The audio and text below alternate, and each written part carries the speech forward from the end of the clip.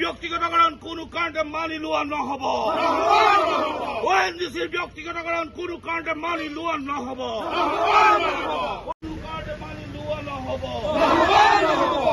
দ্বিতীয় বাগজান আমি বিচৰা নাই। বাগজান আমি বিচৰা নাই। দ্বিতীয় বাগজান আমি বিচৰা নাই।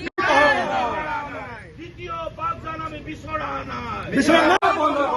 ONGCৰ ঋণসমূহ হস্তান্তৰ বন্ধ কৰক।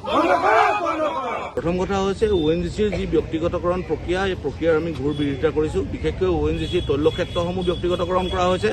ONGCৰ নিজা ৰিগসমূহো ব্যক্তিগত প্ৰতিষ্ঠানক গতাই দিয়া হৈছে।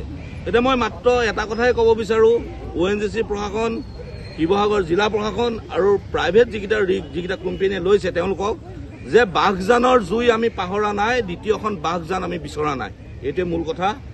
আমি আজি এই প্ৰতিবাদস্থলীৰ পৰাই আমি ONGC কৰ্তৃপক্ষক এটা কথা কৈ দিব বিচাৰিছোঁ যে ONGCত আচলতে যিমানসমূহ খালী পোষ্ট আছে, প্ৰায় 9,000 পোষ্ট আছে, 9,000 পোষ্টক থলুৱা অগ্ৰাধিকাৰ দি তেওঁলোকে কি কৰিব, নিযুক্তি প্ৰদান কৰিব লাগে।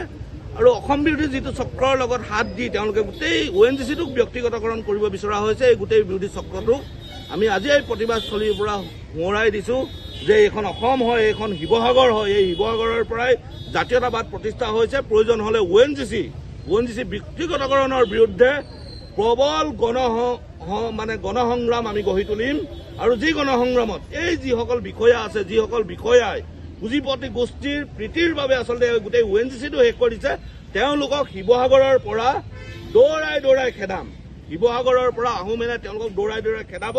তেওঁলোকৰ যিখিনি নিৰাপত্তা ব্যৱস্থা আছে, নিৰাপত্তা ব্যৱস্থাই তেওঁলোকক ৰখাব নোৱাৰিব। এইটো স্পষ্ট কথা। আমি জাতিৰ স্বাৰ্থত ক'ব বিচাৰিছোঁ যে এই সম্পদৰ ওপৰত অসমীয়াৰ অধিকাৰ থাকিব লাগে।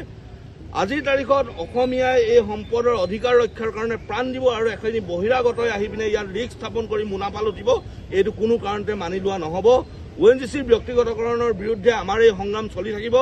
যিকেইটা তৈলক্ষেত্ৰ ব্যক্তিগতকৰণ কোম্পানীৰ হাতত দি দিয়া হৈছে, যিকেইটা ৰিগ গতাই দিয়া হৈছে, সেই ৰিগকেইটা যিকেইটা কোম্পানীয়ে চলাব, তেওঁলোকৰ বিৰুদ্ধে আমি আচলতে প্ৰতিৰোধ ব্যৱস্থা গঢ়ি তুলিম।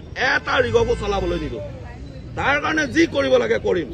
প্ৰয়োজন হ'লে ৰিগত যিসকলে কাম কৰিবলৈ আহিব তেওঁলোকৰ বিৰুদ্ধে ব্যৱস্থা গ্ৰহণ কৰা হ'ব। সেই ৰিগসমূহ চলাবলৈ দিয়া নহ'ব।